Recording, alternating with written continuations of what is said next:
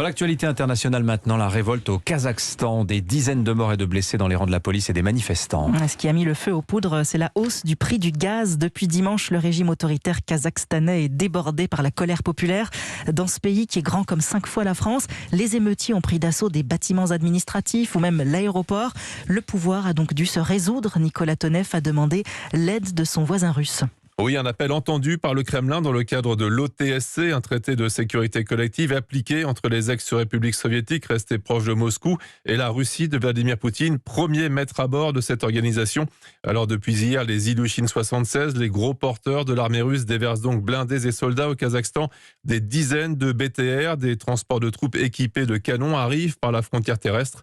Ces hommes sont la colonne vertébrale de ce qui est appelé officiellement force collective de maintien de la paix.